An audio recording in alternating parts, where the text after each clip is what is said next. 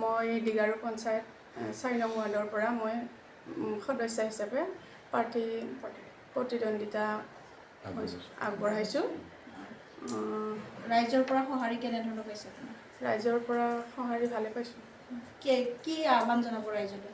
ৰাইজক মোৰ এটাই আহ্বান, ৰাইজে যাতে মোক উদিত সূৰ্যত ছবিত ভোটটো দি মোক ৰাইজে জয়যুক্ত কৰে, এইখিনি মোৰ ৰাইজৰ। আপুনি জয়ী হৈ অহাৰ পিছত কেনেধৰণৰ কাম কাজসমূহ কৰিব ৰাইজৰ? ৰাইজৰ এটা সদস্য হিচাপেতো বহুতখিনি কৰিবলগীয়া কাম থাকে। সদস্য হিচাপে যিখিনি দায়িত্ব মই সেইখিনি কাম ৰাইজৰ ওচৰত আগবঢ়াই যাম, ৰাইজৰ লগত মিলি। কি সমস্যা আছে? সমস্যা 1 নম্বৰ সমস্যা হৈছে মোৰ 4 নম্বৰ ৱাৰ্ডৰ আটাইতকৈ ডাঙৰ সমস্যাটো হৈছে ৰাস্তাৰ সমস্যা, জাৰিকুছি গাঁৱৰ। সেইটোৱে মোৰ 1 নম্বৰ সমস্যা। আৰু 2 নম্বৰ সমস্যাটো হৈছে মোৰ টপাংতলী গাঁৱৰ ৰাস্তাৰ যিটো ৰাস্তা, সেইটো মানে এখন গাড়ী হ'লে মানে 2খন গাড়ী পাৰ হ'ব নোৱাৰে। সেইকাৰণে মই ছাইড বামটো চেষ্টা কৰিবৰ কাৰণে। তাৰপিছত 3 নম্বৰ সমস্যাটো হৈছে খোৱা পানীৰ সমস্যা। সেইখিনি মই শেষত আপুনি ৰাইজক কি অনুৰোধ জনাব? ৰাইজক মোৰ এটাই অনুৰোধ, ৰাইজে যেন মোক সিহঁতৰ বহুমূলীয়া ভোটটো দি মোক জয়যুক্ত কৰে, সেইখিনি মোৰ ৰাইজৰ ওচৰত।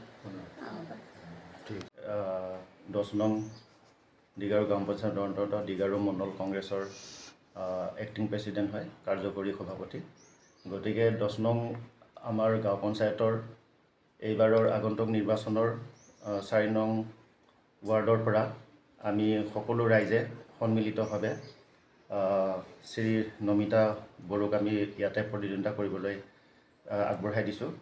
আমাৰ ইয়াতে যদিও অন্যান্য পাৰ্টি আছে, বিৰোধী দলো আছে, থাকিলেও কিন্তু আমাৰ এই ৱাৰ্ডত এটা আমাৰ স্বাভিমান আছে।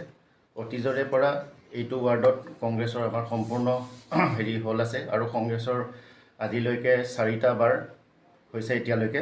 এই 4টা টাৰ্মছত 4টা মেম্বাৰ কংগ্ৰেছৰ বিপুল ভোটত জয়ী হৈ আহি আছে। গতিকে আমি সম্পূৰ্ণ আশাবাদী, আৰু সকলো ৰাইজে আমাৰ যেতিয়া আমি প্ৰচাৰ চলাওঁ ঘৰে ঘৰে গৈ ড'ৰ টু ড'ৰ, এতিয়াও তেওঁলোকে আজি মহিলাখিনি আপোনালোকে দেখিছে, সকলোৱে অশেষ কষ্ট কৰি আছে এখেতৰ কাৰণে।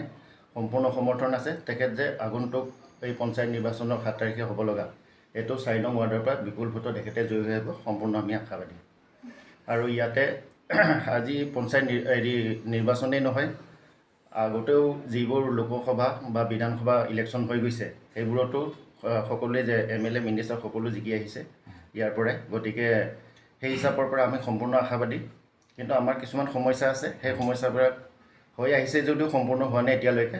তাৰ ওপৰতে বেছ কৰি এখেতেও আমাৰ এই ৱাৰ্ডত বা সম্পূৰ্ণ সমাজসেৱাও কৰে সৰু সুৰাকৈ, সেইফালৰ পৰা ৰাইজৰ সম্পূৰ্ণ সমৰ্থন আছে। সেয়েহে আমি সম্পূৰ্ণ আশাবাদী যে 2খন গাঁও পৰিছে আমাৰ ৱাৰ্ডত, জাৰিকুছি, জুবৈ জাৰিকুছি আৰু আমাৰ এই টপাংতলী চুবুৰী। এই 2খন গাঁৱৰ ৰাইজে তেখেতক সম্পূৰ্ণ সমৰ্থন কৰি বিপুল ভোটত জয় কৰি আনিব বুলি আমি আশাবাদী, সেইটো আশা কৰিছোঁ। ঠিক আছে।